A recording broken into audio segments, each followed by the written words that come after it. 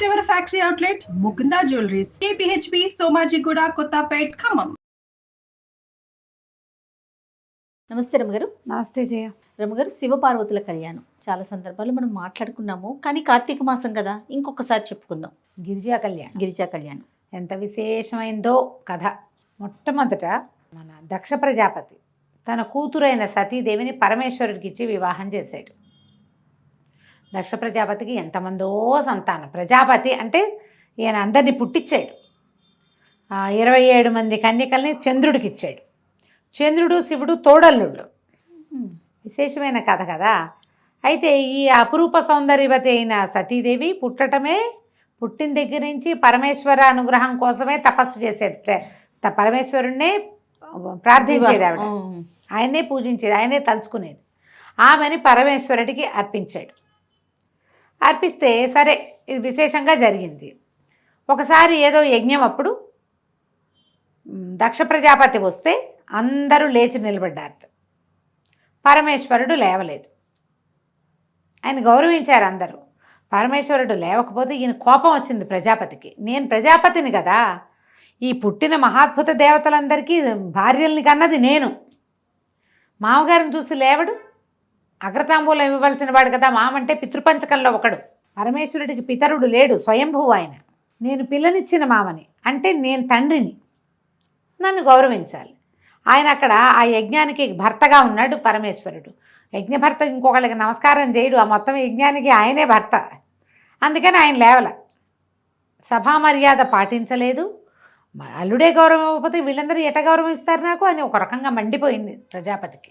దక్ష ప్రజాపతి క్రోధితుడయ్యాడు.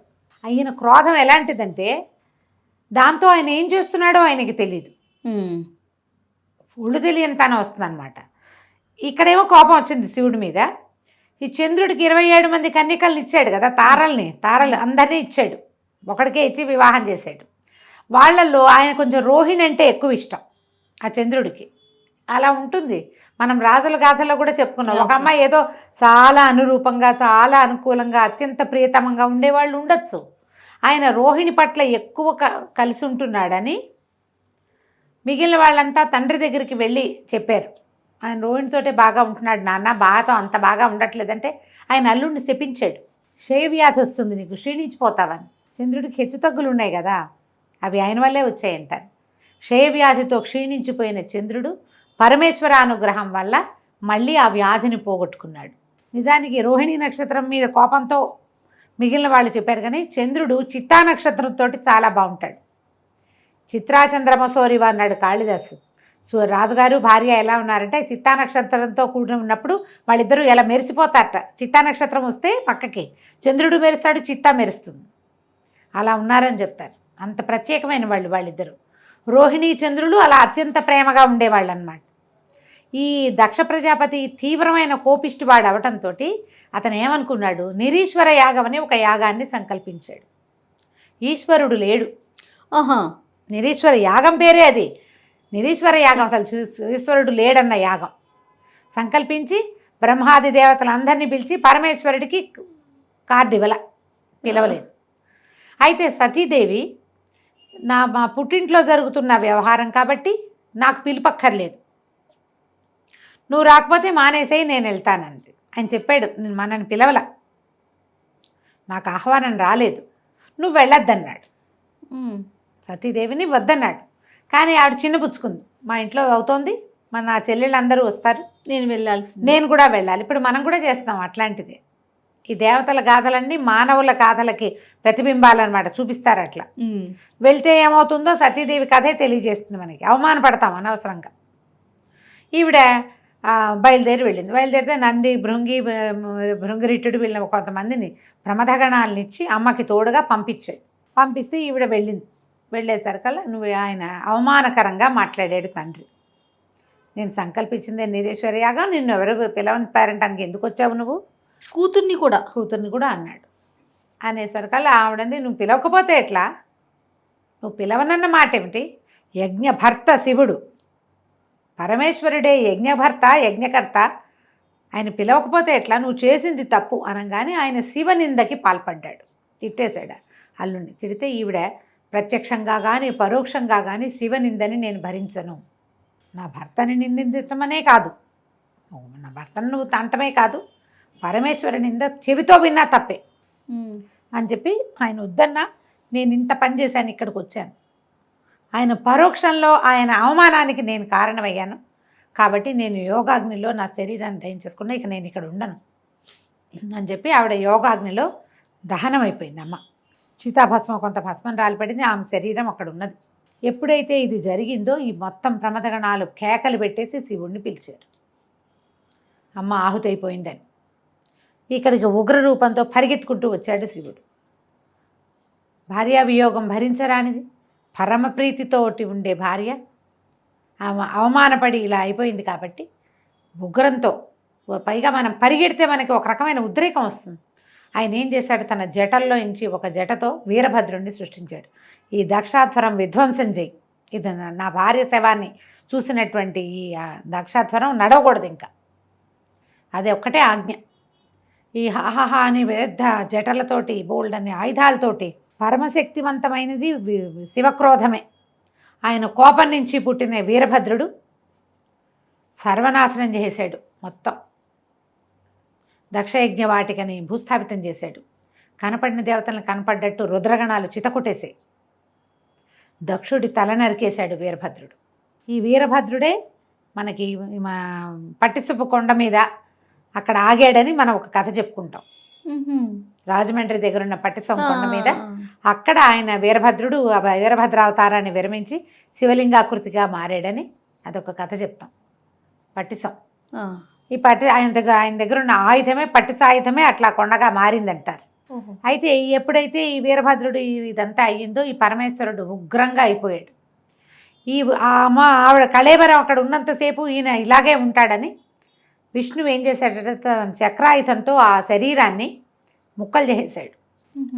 భుజం మీద వేసుకున్నాడట ఆ కళేబరాన్ని, కాలిపోయి ఉన్నదాన్ని వేసుకుని ఆయన నాట్యం చేస్తున్నాడు పరమేశ్వరుడు ఉగ్రంగా. అంటే అటు కదులుతున్నాడు అనమాట ఆయన. ఆ కదులుతున్నప్పుడుగా ఆయన ఒంటి మీద ఉన్న, ఆయన భుజాల మీద ఉన్న ఈ శవాన్ని, ఈ కళేబరాన్ని ముక్కలు చేసేస్తే 18 ముక్కలుగా మారి భూమి మీద పడిపోయినాయి. 18 చోట్ల 52 చోట్ల పడ్డాయి అంటారు, చిన్న చిన్న ఆభరణాలు అవన్నీ కూడా. అయితే ఎప్పుడైతే ఈ కళేబరం తన మీద నుంచి వెళ్ళిపోయిందో అవతలకి, అతి ఉగ్రంగా ఉన్న పరమేశ్వరుడు కొంత శాంతపడ్డాడు. దేవగణాలందరూ ప్రార్థించి పరిపరి విధాల ఈయన్ని హిమాలయాల వైపుకి నడిపించుకుపోయారు. ఈయన కైలాసం కూడా హిమోత్పర్వత ప్రాంతంలోనే ఉంది. కైలాసానికి వెళ్ళకుండా విరాగిగా అయిపోయి ఆయన హిమాలయాల్లోకి వెళ్ళిపోయాడు.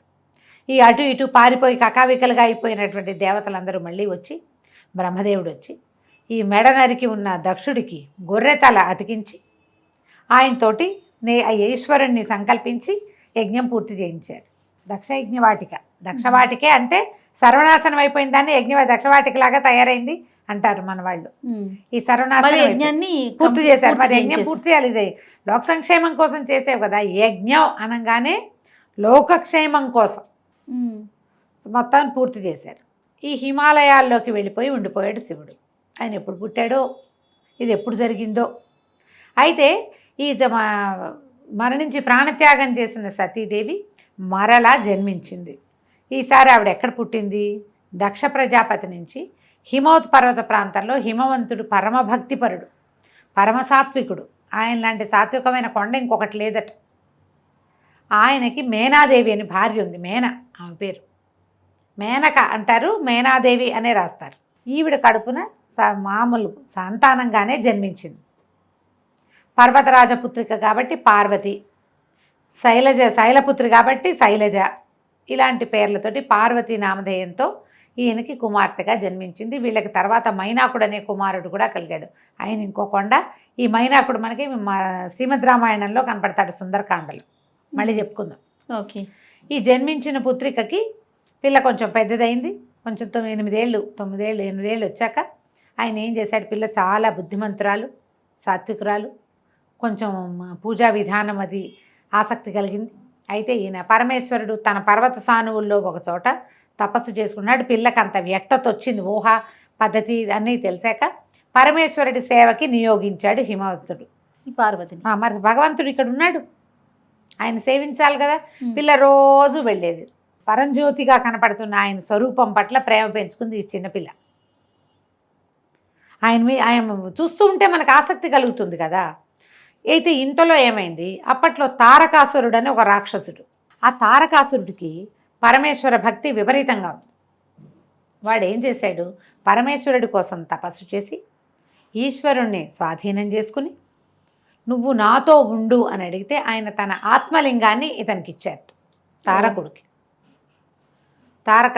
ఇస్తే ఆ తారకుడు ఆ లింగాన్ని తన మెడలో ధరించాడు.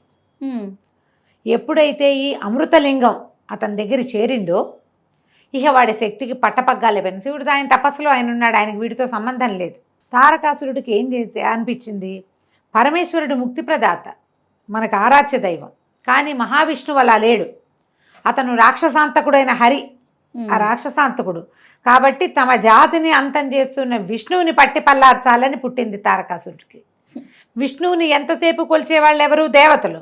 ముందు దేవతల సంగతి చూద్దామని దేవతల పీఠమనడానికి ఆయన బయలుదేరాడు ఈ తారకాసురుడు. అయితే ఈ తారకాసురుడికి ఎవరి వల్ల ఇది ఉంది, మరణం ఉంది అంటే వాడు ఎవ్వరి వల్ల మరణం లేకుండా ఒక వరాన్ని పొందాడు బ్రహ్మ దగ్గర. కానీ మరణం తథ్యం కాబట్టి ఒక వేరే వరాంతరాన్ని ఇంకోటి దాన్ని కోరుకోమంటే సరే శివ సంతానంతో నాకు మరణం, పరమేశ్వరుడి సంతానంతో నాకు మరణం తప్పిస్తే ఇంకెవ్వరి వల్ల మరణం లేకుండా వరం పొందాడు వాడు. పరమేశ్వరుడు ఎప్పుడు విరాగిగా ఉన్నాడు, ఆయనకి సంతానం లేదు. ముందు సతీదేవి ఉండగాను లేదు, ఆవిడ వెళ్ళిపోయి ఎంతకాలం అయిందో ఇప్పుడు కూడా లేదు. ఆయన విరాగి అయిపోయాడు. ఆయన మళ్ళీ సంసారంలోకి దిగి సంతానాన్ని కంటాడన్న ఆశ అయితే లేదు. ఇక ఎవరి వల్ల చావులేని ఈ తారకాసురుడు విజృంభించాడు. ఇప్పుడు తారకాసుర సంహారం ఎలా జరుగుతుంది అనేది వీళ్ళంతా ఆలోచించి విష్ణువుని ముందు పిలిచి, అట్ట బాబు ఈయన సంగతి చూడాయన అని. విష్ణువు యుద్ధానికి వచ్చి కూడా వీడిని నేను చంపలేను, ప్రచండమైన రుద్ర తేజస్సుతోటి ఉన్నాడు వీడు. ఇప్పుడు వీడి మీద బాణం వేస్తే శివుడి మీద వేసినట్టే. శివుడు వీడితో ఉన్నంతకాలం నేనేం చేయలేను, శివుడిని దూరం చెయ్యాలి ఒకటి. రెండోది వీడి వరం, బ్రహ్మదేవుడు ఇచ్చిన వరం ఏంటి, శివ సంతానమే ఇతన్ని చంపగలదు, శివతేజం మాత్రమే చంపుతుంది. శివతేజము అంటే ఆయన వల్ల పుట్టిన సంతానం. దానికోసం ఏదైనా ప్రయత్నం చేసుకుంటారా బాబు, వాడి దారిని వాడిని వదిలేయండి అని ఈయన దారిని నేను వైకుంఠానికి వెళ్ళిపోయాడు. ఇక దేవతలు చేతులు పిసుకుంటూ ఆలోచించుకున్నారు ఏం చేయాలి, ఎట్లా పరమేశ్వరుని ఇందులోకి దింపాలి. ఈ సందట్లో వాళ్ళకి ఏం తెలిసింది, పర్వతరాజపుత్రిక అయిన పార్వతి నిత్యము సేవిస్తుంది. ఈ పార్వతి ఎవరు అనగానే ఆమెను చూసేసరికి ఆమెలో ఉమా చైతన్యం కనపడుతోంది, భగవత్ చైతన్యం. పాపగా లేదని, చిన్నపిల్ల కాదు, ఏదో ఉన్నది ఈమెలో. అప్పుడు మళ్ళీ పరిగెత్తారు బ్రహ్మదేవుడి దగ్గరికి. ఆ అమ్మాయిని చూస్తే మనకు సతీదేవిని చూసినట్టు అనిపిస్తుంది. అప్పుడు ఆయన చెప్పాడనమాట, సతీదేవి ఇక్కడ జన్మించింది, ఇంకా సమయం రాలేదు, సమయం వచ్చే వరకు వేచుంటారా, సమయాన్ని తెప్పిస్తారో ఆలోచించుకోండి. దేవతలు బాగా ఆలోచించి మన్మథుడిని పిలిచి, ఓ నాయన నువ్వు వచ్చి ఈ పరమేశ్వరుడి తపస్సు భగ్నం చేయి. ఆయన నిరంతరము తపస్సులోనే ఉంటున్నాడు. కళ్ళు తెరిచి చూస్తే ఈ ఉమా చైతన్యం కనపడుతున్న, ఈ శక్తి చైతన్యం కనపడుతున్న ఈ అమ్మాయిని కనుక ఆయన చూస్తే ఆయన ఆకర్షితుడవుతాడు. చూడటల్లా అసలు ఆయన కళ్ళు మూసుకునే ఉంటాడు. పిల్ల వస్తుంది, పువ్వులు దండేస్తుంది, పువ్వులు పెడుతుంది, పళ్ళు పెడుతుంది. ఆ పిల్ల అక్కడే పరిచర్య చేస్తూ అవి ఇవి సవరిస్తూ తుడుస్తూ ఉంటుంది. ఆయన కళ్ళు తెరిచి చూడ్డు. అమ్మాయి వెళ్ళిపోతుంది, ఈయన లేచి తన వ్యవహారం చూసి మళ్ళీ కూర్చుంటాడు. మళ్ళీ సాయంత్రం వస్తుంది, మళ్ళీ ఈయన కూర్చుంటాడు. పరమేశ్వరుడు కళ్ళు తెరిచి చూడాలి, అది అక్కడ మన పార్వతీదేవి అక్కడ ఉన్నప్పుడే జరగాలి. ఆయన కళ్ళు తెరిపించు అనగానే వచ్చాడు. ఈ హిమాలయాల్లో పువ్వులు అవి పూసే చెట్లు ఎక్కడో ఉంటాయి. పరమేశ్వరుడు ఉన్న చోట మంచు తప్పిస్తే ఏమీ లేదు. ఈ మన్మథుడు వచ్చేసరికి అతను ఎక్కడికి వస్తే అక్కడ వసంతం వస్తుంది. వసంతుడు ఆయన వెనకాలే ఉంటాడు, ఆయనతో పాటే ఉంటాడు. ఈయన చిలుక ఆయుధం మీద వస్తాడు, చిలుక రథం మీద వస్తాడు. భార్య భర్త ఇద్దరు ఉత్సాహంగా వచ్చారు. వసంతుడు వచ్చాడు. మొత్తం చుట్టుపక్కల ఉన్న మొక్కలన్నీ చిగురు చేసినాయి, బాగా కళకళలాడుతుంది. చల్లని గాలి, సుగంధభరితమైన గాలి వస్తుంది. ఈ అమ్మాయి పార్వతీదేవి పరిచర్య చేస్తుండగా మన్మథుడు ఒక చెట్టు చాటున దాగి, పెద్ద దాగల కొంచెం అటు ఇటుగా నుంచుని పరమేశ్వరుడికి బాణం వేసుకుంటాడు. ఈ బాణాలు ఏం వేస్తాడు మన్మథుడికి, పంచబాణుడు అంటారు. 5 బాణాలు ఉన్నాయి. ఈ 5 పువ్వుల బాణాలే, కేవలం మనసుని చంచలం చేస్తాయి అంతే. అవి ఏ వస్తువును చూస్తే దానికి ఆకర్షితులయ్యేగా చేస్తాయి. అశోకము, అరవిందము, నీలోత్పలము, మామిడి పువ్వు, చూతము, నవమల్లిక, ఈ 5 ఆయన ఆయుధాలు. ఓహో. ఈ 5 బాణాలు. ఈ బాణం పువ్వు వేస్తే దెబ్బ తగులుతుందా? పువ్వులతో కొడితే దెబ్బలు తగలవు. అది ఎక్కడ తగలాలో అక్కడ తగులుతుంది. మనసు కిటికీలు తెరుచుకుంటాయన్నమాట. ఈ బాణాలు వేసేసాడు టపాటపా, ఒకదాని వెనకాల ఒకటి. బాణం తగిలేసరికి ఆయనకి స్పృహ వచ్చింది. కళ్ళు తెరిచి చూసరికి అమ్మాయి కనపడింది. కానీ ఆయనకి వెంటనే ఏం తెలిసింది, వీడెవడో నన్ను కొట్టాడు. ఓహో. ఈ కొట్టిన వాడెవడని అటు చూశాడు. చూసేసరికల్లా కనిపించాడు మన్మధుడు చక్కగా బాణాలు ధరించి అందంగా అలంకరించుకొని రతి సహాయుడుగా. పక్కనే భార్య ఉంది, చిలుక వాహనం కనపడుతోంది. మొత్తం వాతావరణం అంతా అదే మెరిసిపోతూ పువ్వులతోటి గుమగుమలాడిపోతుంది. కోపం, వీడికి ఇంత సాహసం, నన్ను కొడతాడా వీడు అన్న ఒక్క భావం లోపల వచ్చేసరికల్లా ఆయన 3వ కన్ను తెరుచుకుంది. మామూలు నేత్రాల్లోంచి అగ్ని వర్షించడు, తృతీయ నేత్రంలోంచి అగ్నే, అది అగ్నినేత్రం, 3వ నేత్రం. ఎప్పుడైతే ఈ కన్ను తెరుచుకుందో కంట్లో నుంచి ఇట్లా మంట వచ్చేసింది. ఆ రావటం ఆ 3వ కంటి మంటకి ఈ మన్మధుడు భగ భగ భగ మండిపోయాడు. హర శివ శివ అన్నాడు. శివ లేదు, హర లేదు, దగ్ధమైపోయాడు. బెదిరిపోయింది ఈవిడ పార్వతీదేవి. పరమ దుఃఖంతో పరిగెత్తేసింది. అమ్మాయికి అర్థమైంది ఏం జరిగింది. చెలికత్తెలు అందరూ పరుగులు పెట్టారు, తెలుసుకున్నారు. ఎప్పుడైతే ఈ కంటి మంటతోటి ఆ మన్మథుడిని కాల్చేశాడో పరమేశ్వరుడు రిగ్గున లేచి వెళ్ళిపోయాడు అక్కడి నుంచి. ఆయన వెళ్ళిపోయాడు. ఈవిడ బిత్తరమొహంతో నుంచుంది పార్వతి. అవి తెలియలా, చిన్నతనం కూడా కదా, ఏం జరుగుతుందో అర్థం కాలేదు. ఆయన తన వైపు చూసింది, తెలిసింది. ఒకళ్ళొకళ్ళు చూసుకున్నారు వీళ్ళిద్దరూ. ఏం చేయాలో తెలియలేదు. దుఃఖంతో ఈవిడ ఇంటికి వచ్చింది. పరమేశ్వరుడు వెళ్ళిపోయాడు అని. ఆ వెళ్ళిపోయిన పరమేశ్వరుడు కావాలనిపించడం మొదలుపెట్టింది అమ్మాయికి. తల్లికి చెప్పింది, నేను ఇంట్లో ఉండను, పరమేశ్వరుడు కోసం నేను తపస్సు చేసుకుంటాను, నేను వెళ్ళిపోతానని. వాళ్ళమ్మ వద్దమ్మా వద్దని. అప్పుడే ఉమానామధేయం వచ్చింది ఈవిడికి. ఉమా అంటే అమ్మాయి వలదు, ఉమా అంటే అదే అర్థం. ఈవిడికి ఏమైనా సరే నేను తపస్సు చేసుకుంటానని తపస్సు కోసం హిమాలయ పర్వత ప్రాంతంలోని ఇంకొక చోటకి వెళ్ళి తపస్సు చేసుకోవటం మొదలుపెట్టింది. శివుడి కోసం. ఆ కన్ను తెరిచేసరికల్లా ఇంకా అప్పటిదాకా భక్తి ఉంది, ఇప్పుడు ప్రేమ వచ్చేసింది. ఈ బాణాలతోటి వాతావరణం అంతా మారిపోయింది. యాంబియన్స్ మారేసరికి ఐడియాలు మారిపోతాయి కదా. అదే మనం ఇప్పుడు దానికి వర్కౌట్ చేస్తున్నాం, మంచి యాంబియన్స్ ఉండాలని. ఎప్పుడుదో ఇది గుడ్ యాంబియన్స్ ఐడియాస్ని మార్చేస్తుంది. అయితే ఈ తపస్సు చేసుకోవటం మొదలుపెట్టింది. తపస్సుతోటి మొదట్లో అవి ఇవి తిని ఉండేది, క్రమంగా ఆకులు కూడా తినడం మానేసిందిట. అపర్ణ అయింది అమ్మవారు అప్పుడు. పర్ణములు కూడా లేవు. అపర్ణ అంటారా పేరు? ఆ అపర్ణ ఏమిటంటే ఇలా తపస్సి సమాధిలో ఉన్నటువంటి పార్వతీదేవి ఆకులు కూడా తినడం మానేశాక అపర్ణగా మారిపోయింది. అయితే ఈ 4 పక్కల అగ్నుల్లో మధ్యలో నిలబడి అలా శివుడి కోసమే ప్రార్థన చేస్తూ ఉండేదట. తల్లిదండ్రి చాలా గజగజలాడిపోయారు, ఏం చేయాలో తెలీదు. కానీ శివుడికి ఈ వార్త అందటం మొదలుపెట్టింది. ఈయన కళ్ళు తెరిచి చూశాడు, అమ్మాయి మీద మనసు లగ్నమైంది. ఈ అమ్మాయి ఎవరు ఏమిటి వచ్చినాయి ప్రశ్నలు. మెల్లిగా నారదుడు, విష్ణువు వీళ్ళ మాటలతోటి ఆయన ఈ అమ్మాయి మీద మనసు లగ్నమైంది ఆయనకి, పార్వతీదేవి మీద. తర్వాత కొద్ది రోజులు గడిచాక ఈవిడ తపస్సు చేసుకోవడానికి ఒక కుటీరం అది నిర్మించుకుంది. ఒకళ్ళిద్దరు చిలుకత్తెలు ఉండేవాళ్ళు సహాయకులుగా. ఒకనాడు ఈవిడ ఉండగా ఇక్కడికి ఒక ఆయన వచ్చాడు. ఈ వచ్చిన వాడెవడు, ఒక ఇది మౌంజి అంటే ఏమంటారు దాన్ని, ఒక లేడి చర్మాన్ని చుట్టు చంకలో పెట్టుకుని దర్భలు కమండలాలు అవి పట్టుకుని జుట్టు ముడేసుకుని ఉన్న ఒక యువకుడు, యతి లాంటి వాడు వచ్చాడు. అపర్ణ జటిలం పేరుతోటి పుస్తకంలో ఇంటర్మీడియట్లో పాఠం కూడా ఉండేది.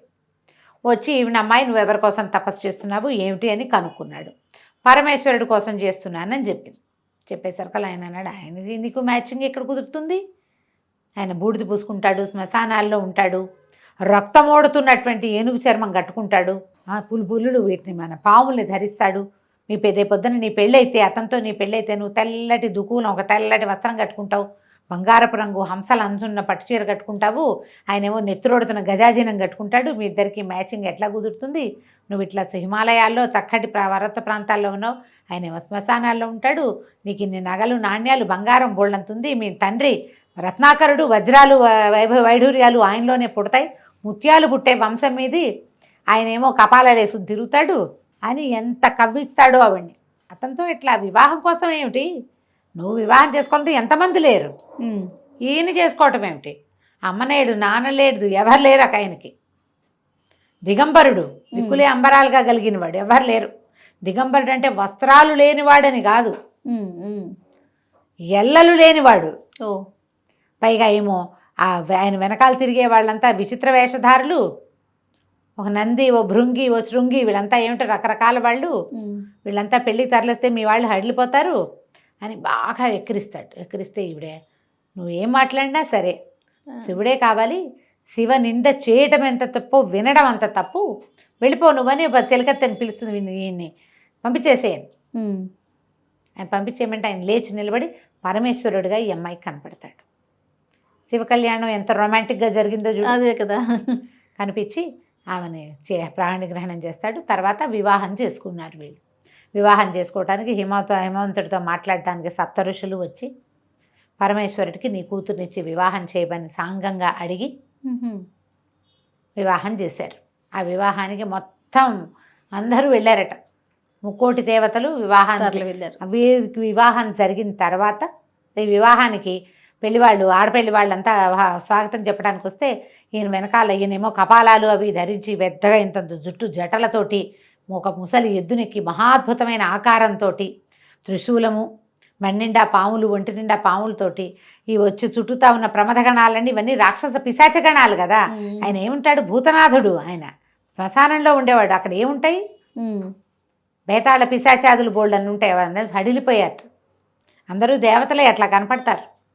నువ్వు ఎలా చూస్తే అట్లా కనిపిస్తారు. బాబోయ్ అనుకుంటే బాబోయ్గా ఉంటుంది, పర్వాలేదు అనుకుంటే పర్వాలేదు. మేనాదేవి పరమ దుఃఖంతో అయ్యో పిల్లకి ఇలాంటి కష్టం వచ్చిందే, ఇట్లాంటి వాడికి ఇచ్చి పెళ్లి చేస్తున్నాం ఏమిటి మనం, ఈ పెళ్ళి లేకపోయినా పర్వాలేదని ఆవిడ 7 శోకాలు పెట్టి అలా జరిగిందని చెప్తారు. గోల్డంత సరదాగా పెళ్లి చేసుకున్నాడు ఆయన. పార్వతీదేవి, లక్ష్మీదేవి, సరస్వతీదేవి అందరూ వచ్చి దగ్గరుండి పరమేశ్వరుడిని పెళ్లి కొడుకుని చేసి ఆయనకి ఈవిడితోటి సతీదేవి యొక్క స్వరూపమైన ఉమాదేవితోటి పెళ్లి వివాహం చేశారు. గిరిజా కళ్యాణం అత్యంత విశేషమైన గాథ. మనకి బ్రహ్మదేవుడి పెళ్ళి, విష్ణుమూర్తి పెళ్లిలో ఈ సరదా కనపడదు. వెంకటేశ్వర స్వామి వివాహంలో కొంచెం కనిపిస్తుంది, మళ్ళీ శ్రీకృష్ణుడు రాముల వారి వివాహాల్లో కూడా కనిపిస్తుంది. కానీ మహావిష్ణువు వివాహం సింపుల్గానే కనిపిస్తుంది. లక్ష్మీదేవి వచ్చింది, విష్ణువుని చేరుకుంది అని చెప్తారు. ఎందుకంటే విశేషమైన గాథగా కనపడదు. వివాహం అయిన తర్వాత వీరిద్దరికీ సంతానంగానే షణ్ముఖుడు జన్మించాడు. కానీ శివతేజం, శివపార్వతులు ఇద్దరు, ఆమె శక్తి, ఇతను శివుడు, వీళ్ళ వల్ల కలిగే సంతానం చాలా ప్రచండమైనది అవుతుందని పార్వతీదేవి గర్భంలో ఆ శిశువుని పడనివ్వకుండా చేశారు దేవతలు. శివవీర్యం ఆమెలోకి ప్రవేశించనివ్వల, వద్దన్నారు. అనేసరికి నా వల్ల కదిలిన శివవీర్యాన్ని నేను భరించాల్సింది పోయి మీరందరూ తీసుకున్నారు కాబట్టి భూదేవికేమో నీకు అందరూ మొగుళ్ళే, ఒక్క పుత్రుడి వల్ల కూడా నీకు సంతోషం కలగదు, కుమారుల వల్ల సంతోషం నాకు నేను ఏది పోగొట్టుకున్నానో అది నువ్వు కూడా పోగొట్టుకుంటావని భూదేవిని శపించింది. గంగాదేవిని శపించింది, అగ్నిని శపించింది, దేవతలందరికీ మీ భార్యల నుంచి మీకు సంతానం కలగదు పోండి అని శపించింది. ఒకటి జరగలేదు కాబట్టి తర్వాత ఆమె వల్ల కదిలిన వీర్యాన్ని ముందు అగ్ని, తర్వాత గంగానది, భూదేవి, అగ్ని, గంగానది, తర్వాత శరవణము ఇందరూ భరించి అప్పుడు స్కందజననం జరిగింది. స్కందజనన గాథ కూడా చదవడానికి చాలా మంచిది. స్కందోత్పత్తి చదివితే కనుక పుత్ర సంతానం కలుగుతుందని చెప్తారు. స్కందుడు జన్మించాక ఆయనని దేవతలకి దేవసేనాధిపతిగా చేశారు. అప్పుడు ఈ తారకాసుర సంహారం జరిగింది. తారకుడితో ఎన్నిసార్లు యుద్ధం చేసినా తారకుడు చావల. అప్పుడు పరమేశ్వరుడే చెప్పాట, అతని మెడలో అమృతలింగం, ఆత్మలింగం ఉంది, దాన్ని కొడితేనే, భగ్నం చేస్తేనే వీడు మరణిస్తాడు అని. దాన్ని కొట్టడం వల్ల అతను మరణించాడు. శివ యొక్క సంతానమే కార్తికేయుడు అని చెప్తారు. ఈ గిరిజా కళ్యాణ గాథ చెప్పినా విన్నా కూడా చాలా విశేషమైన ఫలితం లభిస్తుంది. బాగుంది కదా కథ. ఎన్నిసార్లు విన్నా కొత్తగానే మళ్ళీ కొత్త రఘు గారు ఎంత బాగుందో. నమస్తే అండి. నమస్తే చెయ్య.